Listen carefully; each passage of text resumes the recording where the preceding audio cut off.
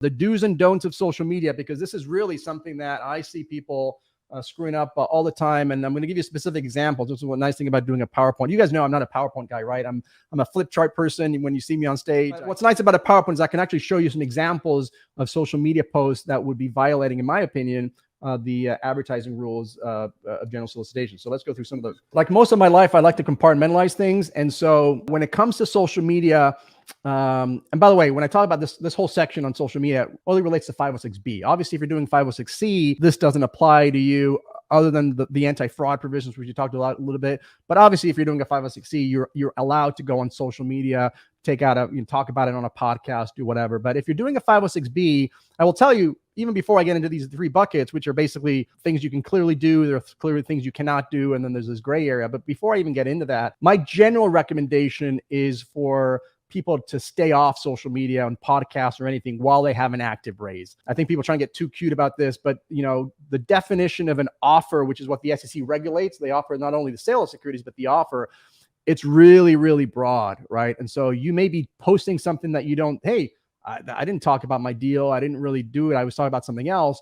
There's something called conditioning the market, which is a really broad and, as you can imagine, a very subjective word, which I could almost argue anything is conditioning the market. But any post that drums up excitement about a particular deal or a particular future deal down the road, that would be kind of considered priming the market and would be considered an offer and would be violating of this rule. So when people talk about their prior returns, for example, even though you're not talking about a specific deal, that kind of gets, why would you talk about prior returns? It's because you're getting people excited about a potential future deal. When you have a deal, it's like, oh, this is the guy that or gal that gives 30% return on investments.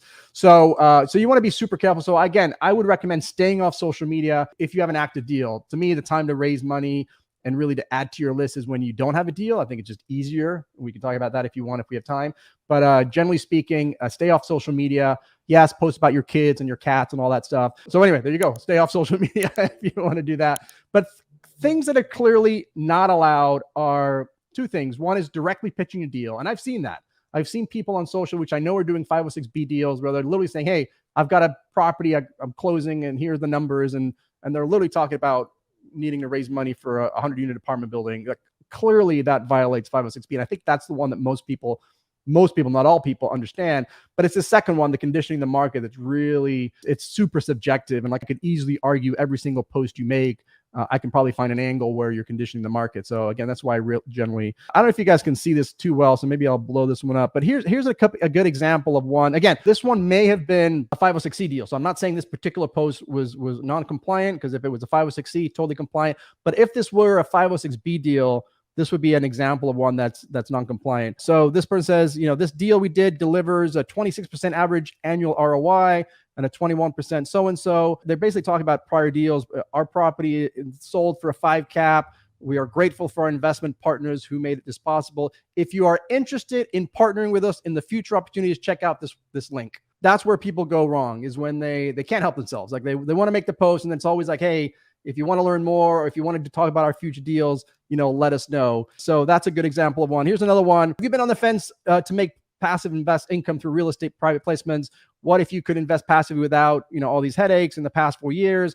Again, they're not talking about a specific deal here, actually, but this is what we would call conditioning the market. Here's another one. They're just talking about expanding their national footprint and continuing to provide outstanding living experience and blah, blah, blah. But again, to learn more, click on this webpage. And if you go on that webpage, you're going to see that they talk about either current deals, or they're going to talk about, prior deals and returns. And that's going to get them into hot water. Here's one more. Again, it started off pretty well. It was just, President's Day. They were reviewing a prior deal. Again, not talking about a current deal, but actually reviewing prior one. But again, learn how to qualify for a passive investment in an apartment building and then they give you the link. Which, again, if this was a 506B, that would be something called conditioning the market.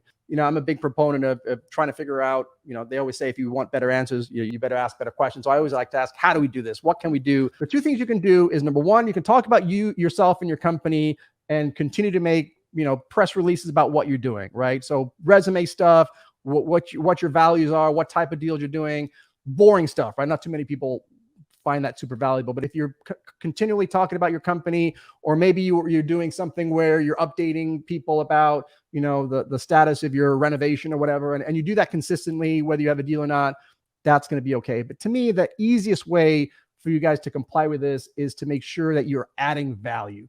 If you can add value to your investors without talking about a specific deal, without talking about any of that stuff, then I think that's where you can use social media. And I'll give you a couple of great examples. Here's one of them, which was, why invest in real estate? There's nothing wrong with you putting together collateral, a webinar, a podcast, anything that says why real estate is the greatest asset class of all times.